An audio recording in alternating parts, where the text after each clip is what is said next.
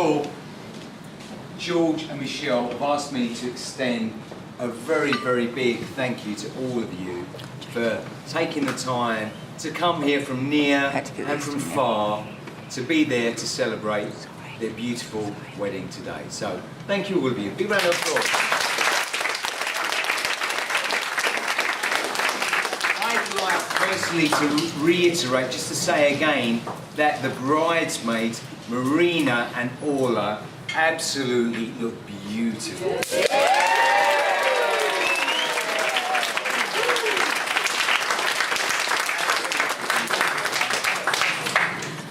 Now, weddings. What are weddings about? Well, of course, for a best man's speech is about the best man saying something funny about the groom. Last Saturday, I said to my mum, Mum, go to bed tonight, think about a funny story, tell me about it tomorrow morning. 9 o'clock Sunday morning, I said to Mum, how are you, Mum? She went, I didn't sleep all night. I was trying to think of something funny about George. It didn't happen. And yet, he's proved us wrong, because what a witty young man he is. But you don't there are no funny stories about George. On Sunday, I asked Marina and Orla, what can you tell me that's funny about Daddy? What did you tell me?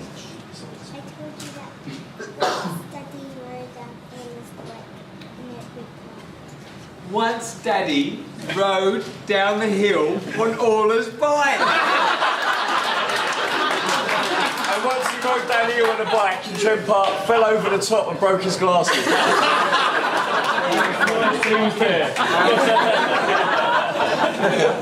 So we know, Daddy's always got a funny story on a ride. But that's previous to meeting the lovely Michele. Yeah. Anyway, No one picked up on that one. no, thank God for that. So I tried to scour my mind for funny stories about George, but I thought, you know what? This is not a traditional wedding celebration. Why am I looking at George for the funny story? Actually, I can go closer to him. I can go to the young lady, the girl, who's been my dear friend for 15 years. Michele. Michele, there's a world of funny stories. This bit of divorce happened. Me and Michele, we go back a long way. We've been friends for 15 years. And as such, 12, 13 years ago, we lived together in my mum's house in North London. I think it was one of those times my mum was actually on one of her humanitarian missions to in Australia, looking after people. So me and Michele and George lived together very happily. And Michele, I'd go home and I'd say to Michele, oh, I've had a hard day at work. She went, don't worry, we'll cook dinner together. What, in Jamaican? She'd say, She's Jamaican. she said, do you want to do the main course or the vegetables? Well, of course, the main course or the vegetables for Michele was either, the main course was open the freezer drawer and get out the Marks and Spencer's sausage and mash, and the veg was open a tin of Heinz beans. Oh, how she's moved on. She has moved on. Last week, I was there at their place in Winchmore Hill, and I said, what have we got for dinner tonight, Michele? And Michele said to me, we've got lamb tagine. Lamb tagine. And I had to say, I honestly had to say, listen, Orla, Marina, what on earth is lamb tagine? And they said, Moroccan Irish stew. Moroccan Irish.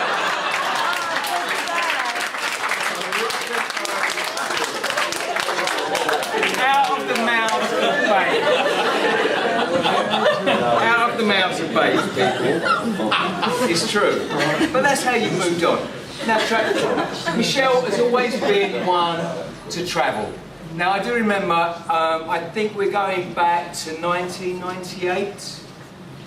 Drag your mind back, Michele, to 1998, to St. Patrick's Day in Buenos Aires, Argentina. Okay. I was studying out in Buenos Aires, and George and Michele came out to visit me, and it was St. Patrick's Day. Of course, being a very traditional Irish girl, Michele wanted to celebrate. Who wouldn't? And celebrate, she did.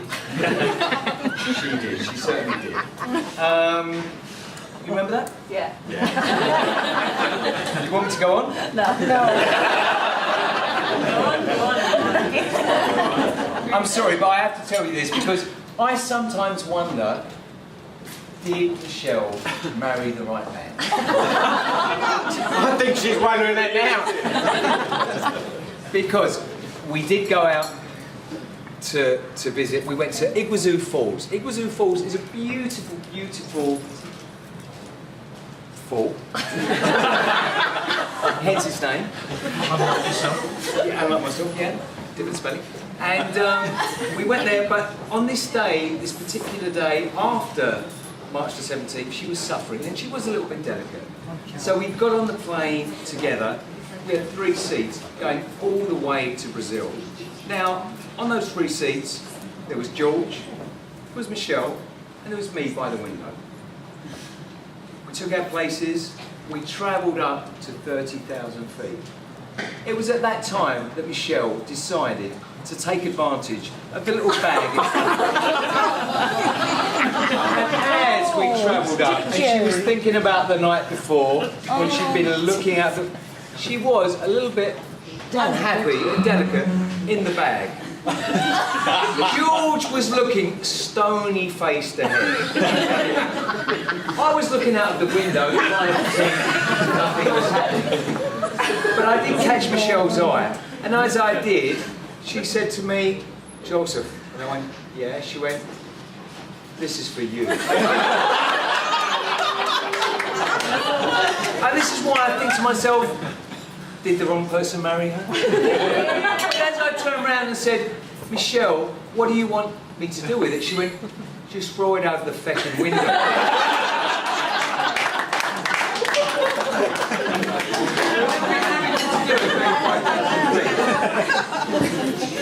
It is a little bit, but it's true. That is true. I was suffering. What makes it okay, Michele, and it's your day?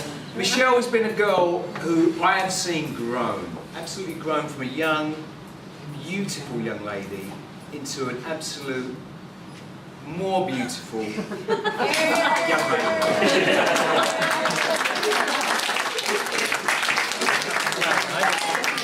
Her kindness, her spirit, her soul is wonderful, and all of my family know that, and her friends too. So let's hear it from Michele.